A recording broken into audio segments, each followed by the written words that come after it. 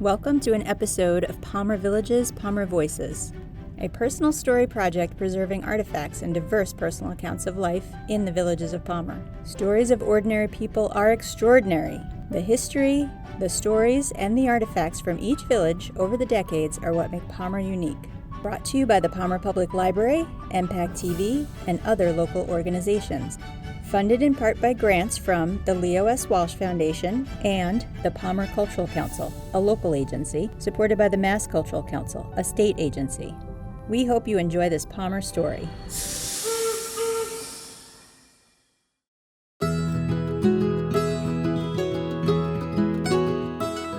Hello, welcome to Park Street School. This school has been operating from 1900 to 1991.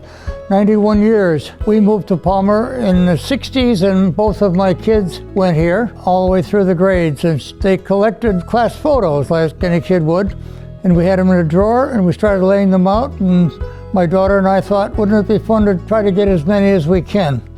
So we put out the call via the newspapers and some other means, and people brought in their class pictures and they're all here. The ones on my side here all are identified in some way. It might have the grade, the class, and the date. Some don't have as much as others. This first one is in the original grammar school. You'll see it's a different building. It's a wooden shingle building. That was down the street where Haley's Grain Store is right now. You'll see a foundation there. You can still see the cement foundation. That was the foundation for this building. I am told that they hauled that building up here by oxen and plopped it on this corner. And this picture was probably taken at this location, but in front of the original building. They intended to try to repair the building, the old wooden building here, but it was found to be too expensive because it was deteriorated quite a bit. So they decided to tear it down and build a new building. And this is it. Built in 1900, and we're happy to be here. This building is so strong that not one brick has even moved in all these 90 years. Amazing, not a crack in the building. They used to build things like that in those days. So all these pictures are contributed by people who used to go here. The ones on my side here, I have some identification. The ones on the other side toward Paula, who's helped me considerably here with this project, are unidentified totally. Even though there's great pictures, we don't know who's in there. So that needs a lot of study. It's an ongoing project. We're going to try to get more information before people die. If somebody went here in 1905, they're pretty old and probably not with us anymore, but we're going to do the best we can, especially in the later years, because this school existed through 91 and we have no pictures in the 80s or 90s. So if any of you out there have class pictures, we'd love to have them. Come on in anytime. Paul is usually here, and she's down in the framing room, and she'd love to talk to you. I'm Paula Yelinek. I have been renting space in the schoolhouse here for almost 3 years now from Mr. Pease. How I sort of ended up here, I spent a lot of time working in corporate jobs for several years. At one point was home visiting my family in Kentucky. And there was a gentleman who was selling a building that was full of pictures, prints, picture frames. When the building was sold, the previous owner just sort of walked away and said, "You'll have to deal with everything that's in here." That gentleman needed the building, wanted to get rid of the things. So I said, well, let me purchase everything. I felt like if I could bring things from Kentucky and have them maybe up here more near Brimfield's flea markets, the antique shows and things, that maybe I would have some success selling some of these vintage items. So I purchased the inventory, trucked it all up here, and started looking for a place to have my store. I think Nelson was probably one of the second or third people that I talked to. And that first conversation that I had with Nelson, I found out that he had served in the Army in Kentucky, and we found out, we just really got along. We really hit it off nicely. When I decided to rent a place, I decided that this would be a perfect place for me. So just brought everything in, and I've been here ever since. And when he brought out his photographs of students at the school, I wanted to help him with this project.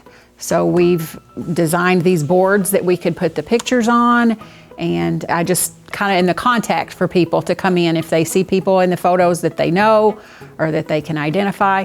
We just ask them to come over to my shop over in the corner here. It's called Frames and Things, and we can try to identify all these students, teachers, and these photos is what we're going for. When Nelson had a lot of these photographs sort of just loose in a pile, basically, on a table upstairs. And when we decided to bring them out, we thought we would just cut off some mat board. This is actually mat board that I use in my business for framing pictures. So we took the mat board, we cut it all down to size, we got all the photos attached to it, and Nelson put these backs on so we could just make them easy for people to look at. And since we have brought them out here and put them out here in the lobby of the building, when people come in, there's always somebody stopping to look and always looking for grandma or grandpa, or people are really enjoying looking at these photographs. So I think it's a draw to the building. I think it's fun for people to come in and see them. They're really enjoying it.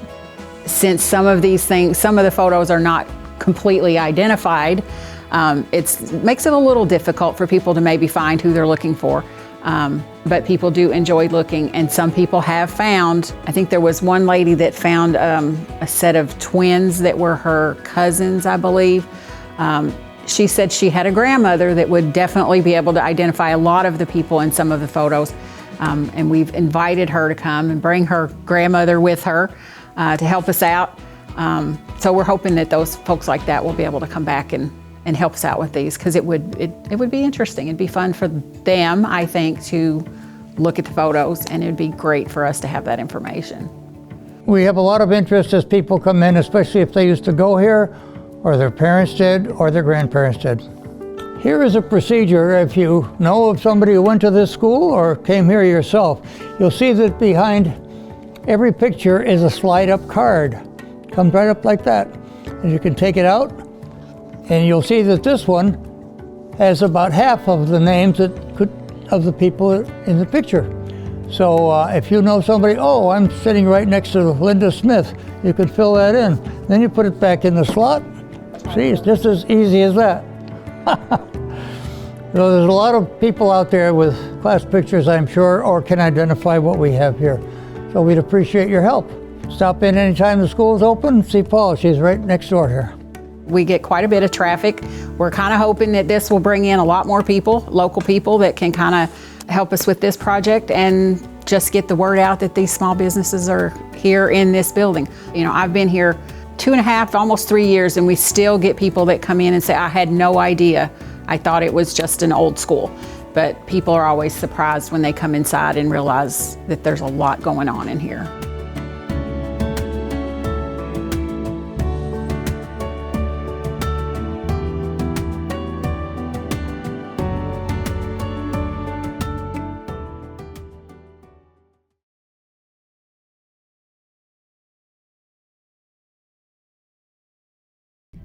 This has been another recording of Palmer Village's Palmer Voices, brought to you by the Palmer Public Library in collaboration with the Leo S. Walsh Foundation, MPAC TV, Palmer Historical and Cultural Center, Palmer Historical Commission, Palmer Cultural Council, Mass Cultural Council, and Elbow Plantation Historical Society. To become a part of tomorrow's History Today, contact the Palmer Public Library to share your Palmer story.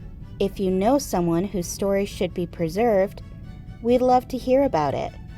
For more information, visit our website at palmerlibrary.org/palmervoices.